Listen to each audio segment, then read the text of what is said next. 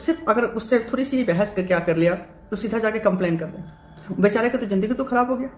मैंने कहने का मतलब, एक का रोजगार दे रहे हो, उसमें सुविधा दे रहे हो, जी खाने पीने में उसमें सुविधा दे रहे हो, जो बच्चा पढ़ाई लिखाई करे उसमें सुविधा दे रहे हो, उसके बाद जाति के नाम पे उसको आरक्षण दे रहे हो, दूसरा चीज है कि उसका हर जगह हर फैसिलिटी आप प्रोवाइड करा रहे हो।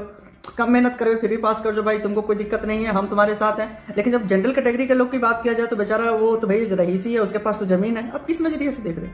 आप वो भेदभाव नहीं कर रहे, भेदभाव आप कर रहे हो। आपकी कानून लाना कहीं ना कहीं देश को आपसी में, जो भी यहाँ के देशवासी आपसी में उनको मन मुटाव करना।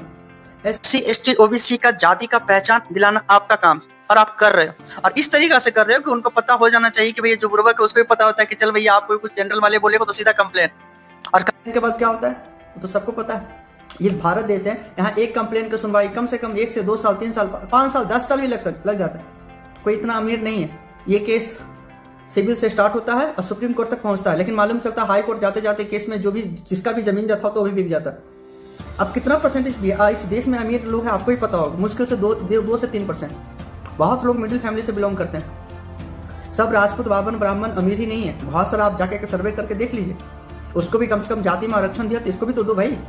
ये कहाँ जाएंगे? ये क्या करेंगे? ये मुझे लगता है कि SC ST OBC वाले अब राजा बनेंगे और ये बेचारे खेत में मजदूरी करके अपना जिंदगी यापन करेंगे। आप खुद सोच के देख सकते हो, इनको हर जगह रिलीफ मिल रहा है। और देश में जो भी लोग हैं उनके जाति के नाम पे तो आप लोग अपना राजनीति कर रहे हो। जाति के नाम पे आप एक दूसरे को लड़ा के अपना वोट पा रहे हो, क्योंकि कुर्सी ही वैसा जाति का है। चलो नीचे जहाँ जिसकी आबादी है वहाँ पे उसका बेनिफिट देते हैं, बाकी जो आपस में लड़ा के छोड़ देते हैं कि भाई तुम लोग लड़ो, मुझे क्या है, मुझे तो कुर्सी चाहिए। 5 साल का शासन में आप 25 साल 30 साल तय करते हो।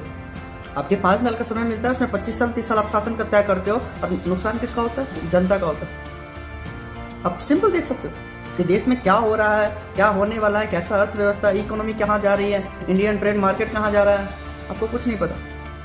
कोई उठता है, कोई एक तो जाति के नाम पे आप लड़ा रहे हो, दूसरा जब इलेक्शन आता है तो ईडी CBI छापा मरवा देते हो, एक दूसरे का कमी दिखा देते हो, वो पार्टी ऐसा वो पार्टी। लेकिन आप लोग का जो पार्टी चलता है, वो जो फंडिंग आता है उसके बारे में कभी दिखाए हो? कभी 200 500 1,000 2,000 करोड़ आप लोग को चंदा मिलता है, चंदा। वो पैसा का आज तक आप लोगों ने अपडेट दिया?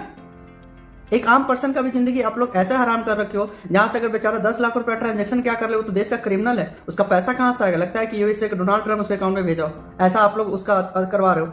इनकम टैक्स का नोटिस अलग ही उसका आता है। भैया आप आम पब्लिक को जीना हराम कर दिया। आम पब्लिक को तो आप ऐसे बता दियो कि जैसे लगता है कि तुम नागरिक हो। उससे अच्छा तो उसको दक्षिण कोरिया में चला जाना चाहिए, कम से कम उसका तानाशाह से तो कम से कम देश तो उसका परिवार तो सही चले ना। लेकिन यहाँ तो क्या है, उल्टा हो रहा है। जाति के नाम पे अलग है, धर्म के नाम पे अलग है। हम हिंदू राष्ट्र बनाएंगे, हिंदू नहीं कहता। हम लोग सीखे थे स्क्वायर, ठीक है ना, पहले 2 दूना 4, उसको फिर बात तोड़ो।